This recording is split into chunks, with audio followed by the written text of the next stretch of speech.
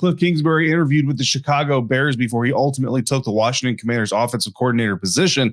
The question now is, what impact does that fact have on April's NFL draft? That and more on today's episode of Locked On Commanders. Your daily podcast on the Washington Commanders. Part of the Locked On Podcast Network. Your team every day.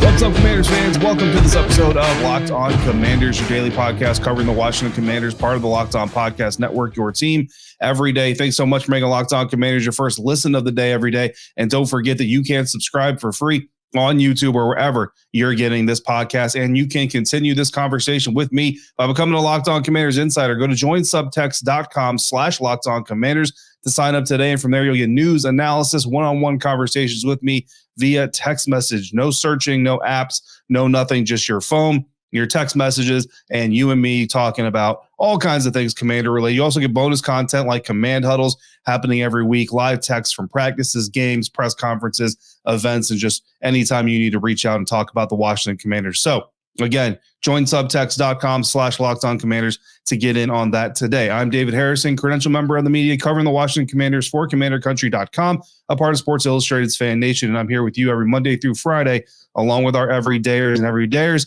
I appreciate you for your continued support for the show. Today's episode is brought to you by FanDuel. Make every moment more. Right now, new customers, you get $150 in bonus bets with any $5 bet that wins. That's $150 if your bet wins. Visit FanDuel.com/LockedOn to get started today. On today's episode, we are going to be talking about the latest in the coaching updates for the Washington Commanders staff. They're coming on a daily basis, so we are going to recap those moves. Not going to dive too deep into the actual coaches. We'll do that at a later time, but I do at least want to make sure you're up to date on who has been hired, who has been retained, so on and so forth. We're also going to talk about the mock drafts. This is mock draft season, and there's some things to remember when you are out there mock drafting, because it can be a little bit of a dangerous world if you don't know a few key important details about mock draft systems and machines and all these other things. And we're also going to look at trade partners. The NFL draft is right around the corner, so the Washington Commanders could trade up, they could trade back. So we're going to look at five trade partners just in general for the Washington Commanders. But first, we are going to hear from insider Julian, who has a question about the true impact of Kliff Kingsbury this NFL draft. Hey, David, how's it going? Huge fan of the podcast.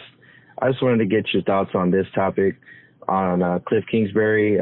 I know that he went to go interview with the Chicago Bears a couple of weeks ago, and I'm pretty sure that they had some talks about Caleb Williams and what they're going to do with their number one pick. I'm just curious, how do you think that'll affect their draft process, knowing that Kliff Kingsbury is with Washington now?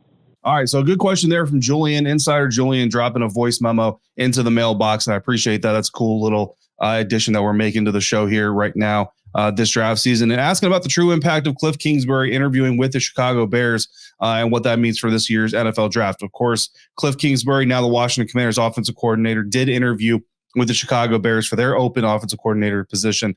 Also interviewed with the Las Vegas Raiders. I'm not sure who else he interviewed. It looked like he was going to get the Raiders job until the Washington Commanders basically came in there and swooped up Coach Kingsbury to come to Washington, much to the delight and to some people the dread of Commanders fans and media everywhere. So Kliff Kingsbury comes to town. And again, as soon as he got hired by the Washington Commanders, everybody immediately said, oh, man, they're going to trade up for Caleb Williams. When he was interviewing with the Las Vegas Raiders, people were like, hey, what would it take for the Raiders to trade up to get Caleb Williams? When he was interviewing with the Chicago Bears, people said, oh, man, this means they're going to go after Caleb Williams. So the obvious connection between Kliff Kingsbury and this year's NFL draft is Caleb Williams, USC quarterback. So what does this really mean? Well, I reached out to Lauren Cox, host of Locked On Bears, and asked him essentially Julian's question. I said, hey, man, I got a question from an insider. I'm going to put this on my mailbag episode, so give me some insight from the Chicago Bears angle of things. And he basically told me that Kliff Kingsbury, when he came in to be interviewed for the offensive coordinator position, nobody believed he was actually a candidate to get the job. It was entirely from start to finish, entirely perceived as a fact-finding mission about Caleb Williams. So yes, the Chicago Bears bringing in Kliff Kingsbury for an interview for the offensive coordinator position was about Caleb Williams. It doesn't necessarily mean they're going to draft him. It just means they wanted to do as much homework as they could, get as much information on him as they could. And honestly, it could be an agent situation where the agent's like, hey, you want to talk to Kliff about this player that you might want to draft. We want to get the word out there that he's being interviewed for jobs because that makes him more attractive on the public perception market. So you do an interview, we'll give you some information. The Chicago Bears bring him in for an interview, but it's not really an interview. It's basically a fact-finding mission. But at the end of the day, everybody talks about, well, Kliff Kingsbury got interviewed by this team, by this team, by this team for offensive coordinator positions. It just makes him look more attractive as a candidate, right? That's how this game is played, to be quite honest with you. Now, the true connection between Kliff Kingsbury and Caleb Williams, and we've talked about this here and there on the show, without talking to Kliff in depth and in an environment where he can be completely truthful, which is not really going to happen. And then Caleb Williams as well. It's hard to tell what their own personal connection is. Obviously, they had some success as coach and quarterback, but the hard part about that is Caleb Williams was a Heisman winning quarterback when Kliff Kingsbury got to USC last year. And truth be told, USC's offense actually regressed. Caleb Williams' numbers, production regressed a little bit to some. On tape, he regressed a little bit. Now, I wouldn't put the blame on Kliff Kingsbury, just like I wouldn't put the benefit for, even if Caleb regressed and the offense regressed to a very good offense at USC and still a very good season for Caleb Williams, I wouldn't put the benefit of that on Kliff Kingsbury specifically as a coach either, because again, he's only there for 1 year and he's advising and all those things. Now, so that's something that's important to remember. This isn't as deep a connection as, when Kliff Kingsbury was going to the Arizona Cardinals, there were all these stories about how he really wanted Kyler Murray in college and he recruited the heck out of him, and Kyler, likes the system. And basically from Jump Street, it was just like this love story between Kyler Murray and Kliff Kingsbury that unfortunately unraveled when they were together in Arizona. So I don't think it's that deep of a connection, but certainly there's some knowledge, right? And that's where Kliff Kingsbury interviewing with Chicago comes in, because now Chicago has the advantage of more information, and information is obviously power, and it is incredibly important. So getting a coach's view on a player, on a prospect, right? Because we hear a lot of noise on the outside. You hear about his emotions, him crying in the stands with his mother, him painting his fingernails, a lot of things that might point to his personality, but don't necessarily point to whether or not he's going to be successful on a football field, right? Like, I can't tell you that him painting his fingernails is going to make him a bad quarterback in the NFL. Now, why does he paint his fingernails? Is there a deeper connection to something else about him? Does that part of his mentality make you a little bit weary about his mental toughness and about his ability to compete and all those things? It might just be dudes like, well, I just knew people would act crazy about it and I wanted to ruffle some feathers. I'll tell you right now, there are players in the National Football League that are very, very successful that are kind of trolls. You know what I mean? They kind of enjoy getting fans and media riled up. So that's not necessarily something that's going to take away from, but that's the information. And I'm not saying the Bears specifically asked Kliff about Caleb painting his fingernails, but information on the quarterback that they're looking at. Doesn't mean they're going in on him. And I think that the Chicago Bears have done a really good job of keeping their cards close to the vest, not letting everybody know what their intentions are. But that's the advantage that they get out of interviewing Kliff Kingsbury. What is Washington's advantage now that they have Kliff Kingsbury? Well, they know the intel that Kliff gave to the Chicago Bears. And there's a pretty good chance that Kliff Kingsbury didn't give the Chicago Bears everything that he knows about Caleb Williams, knowing he wasn't going to get the job. And so now Washington has everything that he gave to Chicago.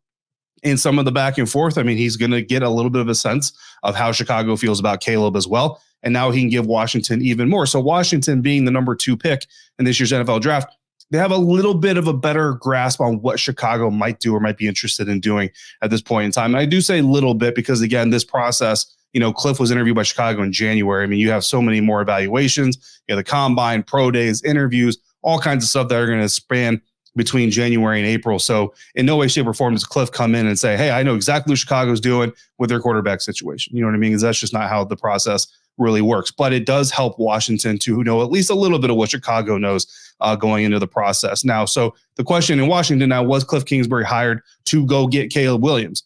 And I would say no, absolutely not. That's not the intention behind hiring Kliff Kingsbury. Now, if let's say the Chicago Bears go with Justin Fields and they draft Marvin Harrison Jr., the number 1 overall pick, because they think he's just that great, he's the next Calvin Johnson or what have you, and Washington gets Caleb, is Dan Quinn and Adam Peters going to sit at the podium and tell us, oh man, we had our eyes fixated on Caleb from the start? We knew that, of course they're going to, right? But I think it's a little bit of a far reach to say that the Washington Commanders hired Kliff Kingsbury because they're wanting to draft Caleb Williams. More so, you hire Kliff Kingsbury because you like what he brings, you like his system, you like the potential for the quarterbacks you're looking at in the draft, which does include Caleb Williams. I think it pretty much has to, right? So all of that information combined, and if let's say Kliff Kingsbury is like, bro, like the Chicago Bears were in love with Caleb. Like we talked for like 4 hours about Caleb.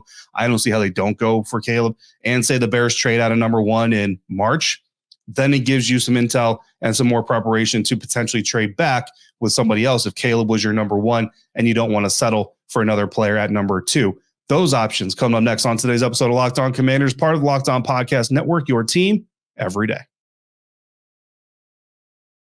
This episode of Locked On Commanders is brought to you by FanDuel. Get buckets with your first bet on FanDuel, America's number one sportsbook, because right now, new customers, you get $150 in bonus bets with any winning $5 bet. That's $150 if your bet wins. And right now, looking at Wednesday's NBA schedule of games, the Atlanta Hawks are on the road against the Charlotte Hornets and are 7-point favorites to beat the Hornets, which have become one of the worst teams in the NBA. The New York Knicks are on the road to face the Orlando Magic, who are 3.5-point favorites in that contest, while the Philadelphia 76ers are home favorites by 3.5 points against the Miami Heat.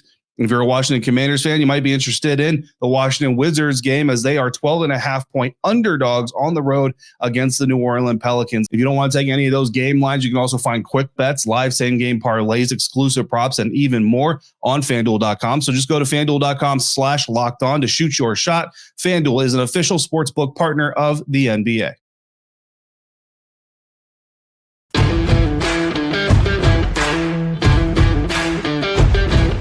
Continuing on down with today's episode of Locked On Commanders. Thanks again for making Locked On Commanders your first listener, first view today and every day. Every day is come back tomorrow. We're going to dive into the Super Bowl competing teams, look at their draft history, look at their free agent behaviors and tendencies, see if we can't pull a little bit of intel from Adam Peters and from what championship caliber teams are doing or not doing in that episode. So come back tomorrow for that, and we might do another bonus episode of a mailbag. We got a whole lot of mailbag questions. I'm not going to be able to get to all of them here. So we might do a bonus mailbag episode to finish off the week, and probably another reset of the coaching staff as news keeps coming in. So a lot of things happening around the Washington Commanders. Locked On has also launched the first ever national sports 24/7 streaming channel on YouTube. So Locked On Sports Today is here for you 24/7, covering the top sports stories of the day. So with everything going on in sports, make sure you check out Locked On Sports Today on YouTube and subscribe to the first ever national 24/7 streaming channel. Several people, insiders, I got Twitters, I got YouTubers asking about trade partners. Mostly people are interested in trading back, but there are also some that are interested in trading up to number one. And we just talked about Kliff Kingsbury and his connection with Caleb Williams and what that may or may not mean. Now, there is a possibility, even though I think it's a little bit of a stretch to say the Washington Commanders hired Kliff Kingsbury specifically because they want to go after Caleb. Doesn't mean that it's not possible. It's certainly possible. And if that's the case, using the trade pick value charts, we can kind of estimate what a trade package might look like for the Commanders to trade up number one overall. So the number two overall pick, which the Washington Commanders currently hold, right, is worth 2,600 points on the Rich Hill trade value model, which is most popularly used by Bill Belichick for years while he was with the New England Patriots. Now, there's also the Jimmy Johnson model for trade value points. By my understanding, my impressions, he was basically the first to really employ trade value charts to evaluate the equity in each pick to make sure that he was getting a good and fair deal. So he kind of made that whole thing popular, and it's kind of evolved from there. So I'm going to use a Rich Hill model. I'm going to use that 2,600 point valuation for number two overall, while number one pick overall carries a valuation of 3,000 points. So there's a difference here of 400 points, which is equal to the 50th overall pick in the NFL draft. So in a trade-up scenario, that's basically the minimum, essentially number two and number 50 to the Chicago Bears for number one to make the values precisely equal. Now, Washington doesn't own the number 50 overall pick, so they can't give the 50th overall pick. So now you're looking at basically number 40 overall, which is the pick that the Commanders have from the Chicago Bears in the Montez Sweat deal. That pick is worth 540 points. So when you combine the number two overall pick and the number 40 overall pick to the Chicago Bears actually end up with a surplus of points. And you could potentially say, oh, well, let's take a sixth round or a fifth round or whatever to make the points equal again. But you also have to remember that there is usually inflation accounted for when a team is trading up for a quarterback. And you assume if the Commanders are trading up for number two to number one, they're not doing it for a tackle. They're not doing it for Marvin Harrison Jr. They're doing it for a quarterback. So the Chicago Bears, that's basically the floor, right? Number two and number 40 is the floor, because the inflation for quarterbacks really is not something you can put a hard evaluation on it, because Chicago is going to perceive that they have leverage because they have the pick that Washington wants to get the quarterback that Washington wants to get, right? Washington is going to perceive that they have leverage because even if the Chicago Bears don't want Caleb Williams, but they want to trade out of number one, they only require Chicago to trade back one spot. Then you can still get the guy number one on your board. while trading back to even number 3 puts you at risk if you're the Bears of losing your number 1 guy. So if Chicago has Caleb number 1, it's a non-starter anyway. They're just going to sit there. They're going to take Caleb Williams, and the conversation of trading up is moot. So the only way they trade back is if they don't have Caleb Williams number 1 and they believe that whoever they're trading up with, the Washington Commanders in this scenario conversation, has Caleb Williams as number 1. They assume their trade partner is not going to take that person that they want, because that doesn't make any sense. If they've got Marvin Harrison Jr. number 1, they're not going to send that pick to Washington. If Washington's like, yeah, bro, we love that receiver at Ohio State, that doesn't make any sense, right? So at a minimum, you need the Chicago Bears to not want Caleb Williams. You need the Chicago Bears to want to trade back, but then you need to leverage the fact that, hey, Ben, you trade number 3. Like, we think you want Marvin Harrison. You don't let us have Caleb at number 1. We're going to take Marvin Harrison. So you just trade back 1 spot. You basically do what the Niners did with the Bears back in Mitchell Trubisky and all that stuff trade.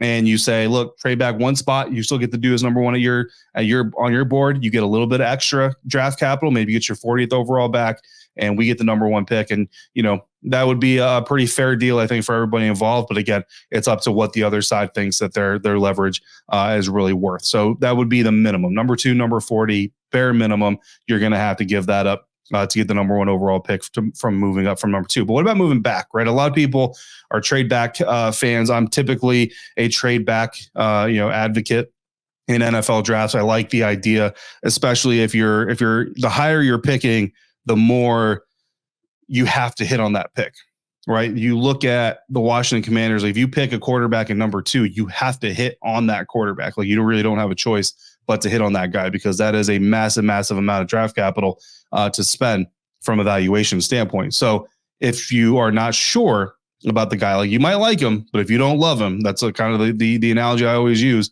then you're better off trading back. Trade back, get a guy that you like again somewhere else, but then you also get more bites of the apple to potentially find a blue chip player, an all-pro, a Pro Bowler contributor for years to come. So that's just kind of the strategic way of looking at trading back. So obviously, some candidates to trade back 3, 4, and 5. The New England Patriots hold the number 3 overall pick. That's a 400-point difference. So the Washington Commanders are owed 400 points. You swap 2 and 3, and the New England Patriots owe Washington a 400-point value draft pick. Now, that's number 34 is essentially that, and the Washington would have a little bit of a surplus. But if New England is trading up to get a quarterback, then that surplus is worth it. So you're looking at a floor of number 3 and number 34 to Washington for number 2. And if you think about it, if you come in this thing, you're like, we like Drake, we like Jaden, we can work with either one of them, trade with New England, let them get the quarterback they want more. You take the other one because you like them both, and you net yourself the number 34 overall picks. Now you end up with number 34. What is it? Number 36 and number 40.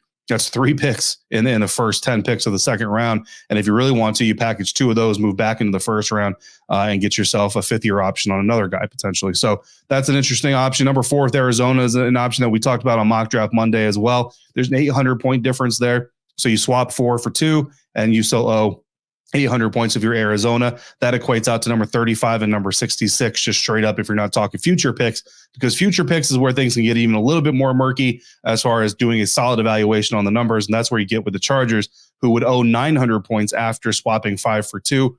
And really, you look at that's like number 37, number 69, number 106, number 139, just to get to that 900-point difference. So the Chargers would basically trade up to number 2 and have no other picks in the rest of the NFL draft, which is typically where future picks come in. But future picks do have to be devalued. Now, there's not a solidified method of devaluing those picks that I'm aware of that's league-wide. Some people, I've heard they do a 1/3 devaluation for each year. So if it's next year, we devalue that point value by 1/3. If it's 2 years, we do it by 2/3. I've also heard there's standard route, or standard round points. So 1,000 for a first round pick, 750 for a second round pick, stuff like that. So everybody's got kind of their own, systems. The furthest I see Washington trading back right now, I think it would be number 8 with the Atlanta Falcons. I certainly think the Falcons could be in the market to trade up for a quarterback. That's a 1,200-point difference. So you're going to give up number 8. So you're going to swap 8 for 2. But I think Atlanta also is going to have to give up number 43 in the second round, number 74 in the third round. And that still leaves you with 510 points left. That's a lot of points. So I think that's where you get into future day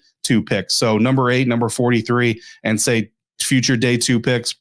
Or you could even do number 8, number 43, and next year's first round pick, which is worth about 730 points in evaluation. If you devalue it, that's about the 24th or 25th overall pick. And if you're Atlanta, you feel like, getting that quarterback of your future might make you a playoff team, may be worth that swap. So certainly a lot of interesting things to look at there, but I don't think the Commanders trade out of the top 10. If they do trade back, I think the furthest they trade back is number 8. And of course, all those what ifs, all those point valuations, all of the inflations of quarterbacks makes doing mock drafts a little bit tricky when you involve trades. That's why a lot of people don't involve trades, because there's really almost an infinite amount of possibilities. So how do you balance mock drafts, evaluations, and people's grades when you're doing these mock drafts? Try to be as realistic as possible. That's something we're going to talk about coming up next on today's episode of Locked On Commanders, part of the Locked On Podcast Network, your team every day.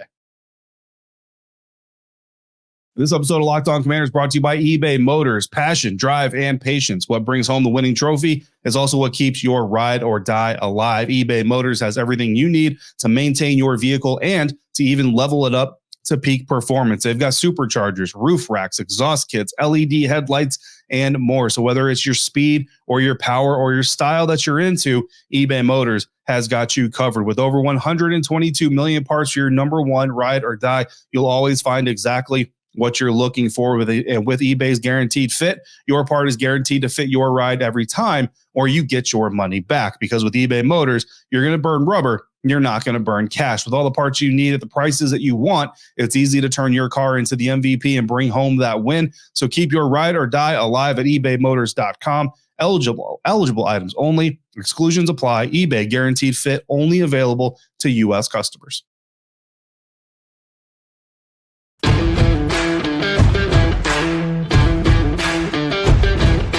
Wrapping up today's mailbag episode of Locked On Commanders with a question from Billy, who's been doing some mock drafts and has some questions about some weird behavior going on in the mock draft machines and systems around the interweb.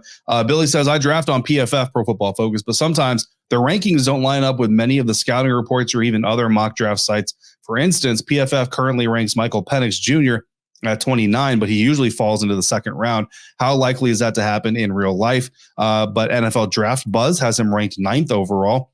Also, I frequently traded down with the Giants when they come up. How likely are they to trade away Kayvon Thibodeau? PFF always lets me do this, but it doesn't seem like something the actual Giants would ever do. So, Billy, I agree with you. I don't think that the Giants are going to be trading Kayvon Thibodeau. So, yeah, while mock draft machines will let you do a lot of things, and that's kind of something, if you pay attention to the Mock Draft Monday episodes and kind of what I say, I do a lot of times, I will do these trades, and this sometimes gets people really upset because when I do these trades in mock drafts, I hold myself to point values, right? I don't allow myself to inflate for quarterbacks because the inflation part of the conversation for draft trades is really where things get a little bit wonky and where you get these insane packages. But in order to do that, I have to be able to tell you, well, the Chicago Bears GM, that's probably bad. It's the Atlanta Falcons. We just talked about them. I've got to now get in the mind of the Atlanta Falcons, which I don't cover the Atlanta Falcons. I don't watch the Atlanta Falcons on a daily basis. If they play in season, which I obviously did this last season, I pay attention to them more than I would any other season. But for the most part, I don't know anything more about the Atlanta Falcons than you do, or, the guy down the street does, or whatever. So for me to tell you, here's what the Atlanta Falcons would be willing to give up is really hard to do. Now, the PFF, draft systems try to do the same thing, and they want to give you as many options as possible.